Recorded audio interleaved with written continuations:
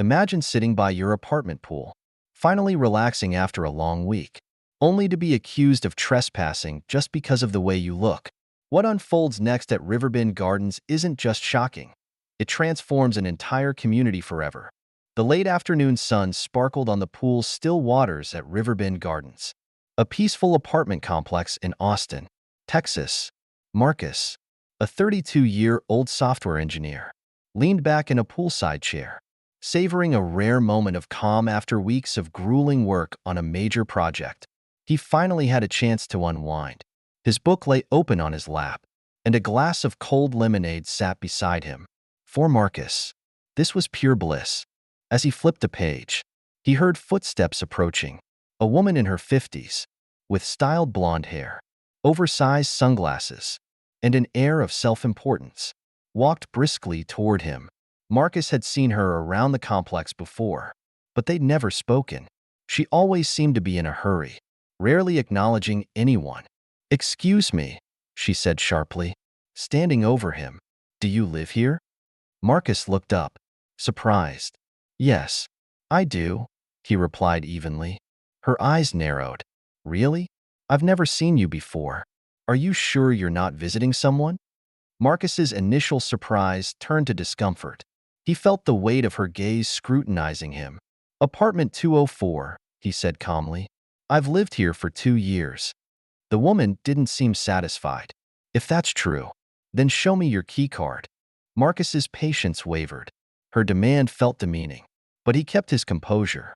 "I'm not obligated to show you anything. If you have concerns, you can contact management." Her face tightened with indignation. "Fine. I'll call security," she snapped, pulling out her phone. Marcus sighed, trying to stay calm as she loudly reported him as a trespasser. Residents lounging nearby started to notice. Some exchanged curious looks, while others discreetly began recording the scene. Marcus could feel the tension rising, but he remained seated, determined not to escalate the situation. A few minutes later, a young security guard arrived. The woman hurried to him, speaking animatedly. "That man over there," she said, pointing at Marcus, "doesn't belong here. He's trespassing." The guard approached Marcus, who calmly produced his key card and ID. After a quick check, the guard nodded. "Everything checks out, sir," he said apologetically. "Sorry for the inconvenience." The woman's face flushed. "You're just taking his word for it?" she protested. "How do you know those aren't fake?" The guard held firm. "Ma'am, he's proven he lives here. There's nothing more to discuss." Before the situation could escalate further, a voice cut through the tense silence. "Enough is enough." Eleanor, a longtime resident in her 70s, stepped forward, with her gray hair tied neatly in a bun and a determined look in her eyes. She commanded attention. "This isn't the first time you've harassed someone," she said, her voice firm but calm. "Last week, it was the delivery driver. Before that, the college students moving in. And now this. It's embarrassing, and it needs to stop." The crowd murmured in agreement. Several residents nodded, and a few even clapped softly. The woman's face turned red, but Eleanor wasn't finished. "We're a community," she said. "This kind of behavior doesn't belong here." The applause grew louder, and the woman, now visibly flustered, stormed off, muttering under her breath. Marcus turned to Eleanor. "Grateful."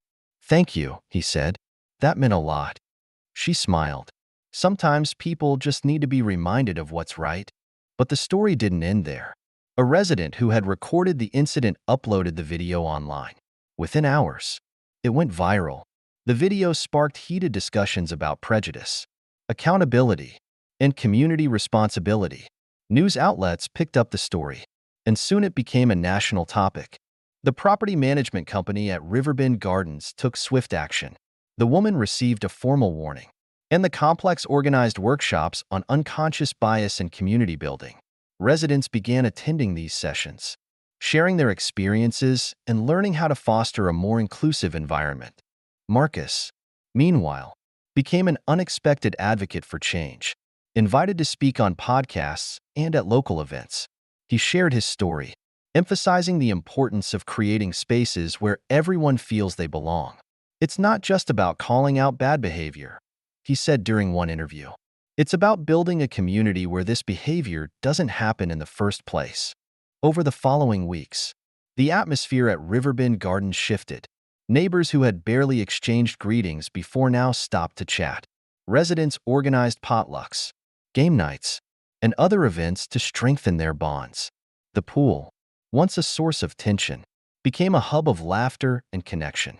As Marcus reflected on the incident, he realized it had sparked something profound. The memory of humiliation was painful, but it also served as a turning point, leading to positive changes.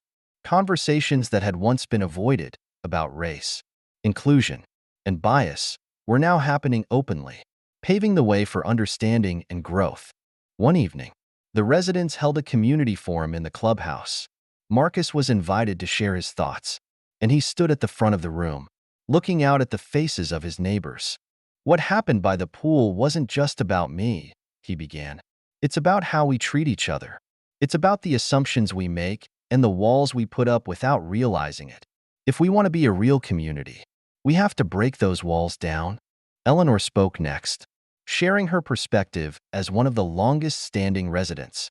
"This place has always been special to me," she said. "But special doesn't mean perfect. We have to hold ourselves accountable and stand up for what's right, not just when it's easy, but especially when it's uncomfortable." The discussion continued, with residents sharing their own experiences and ideas for improving the community. The meeting ended with a renewed sense of purpose. They decided to form a community council to address concerns and organize regular events to strengthen their bonds. One of the most notable outcomes was a mural project spearheaded by local artist and resident Tanya. She worked with volunteers to create a piece that represented the diversity and unity of Riverbend Gardens. The mural, painted on the side of the clubhouse, featured vibrant colors and images of people from all walks of life coming together. As the mural took shape, it became a gathering point for residents. Marcus often stopped by after work to watch the progress, chatting with neighbors who were contributing. It felt like a symbol of everything they were striving for, a visual reminder that they were stronger together. Meanwhile, the workshops on unconscious bias continued, with participation growing each week. Guest speakers from local organizations were invited to lead discussions, and the sessions became a platform for empathy and education. Residents who had once kept to themselves began to open up, sharing stories that highlighted both their struggles and their hopes. For Marcus, the journey was transformative. He found himself reflecting on the deeper meaning of community and the role he could play in shaping it. He started volunteering with local advocacy groups and mentoring young professionals in his field. Through these efforts, he discovered a sense of purpose he hadn't realized he was missing. The woman who had accused Marcus of trespassing eventually moved out, but the impact of her actions lingered as a cautionary tale. Her departure marked the end of an era defined by division and the beginning of one rooted in connection and understanding. Months later, Riverbend Gardens hosted a grand reopening of the pool area. The event was a celebration of their progress, featuring music, food, and activities for all ages. Marcus stood near the pool, watching his children splashed in the water and neighbors laugh together. Eleanor approached him, holding 2 glasses of lemonade. "You've done a lot for this place," she said, handing him one of the glasses. "So have you," Marcus replied. "None of this would have happened without you speaking up that day." She smiled. "Well, sometimes all it takes is one voice to start a chorus." As the sun set, casting a warm glow over the pool, Marcus felt a deep sense of gratitude.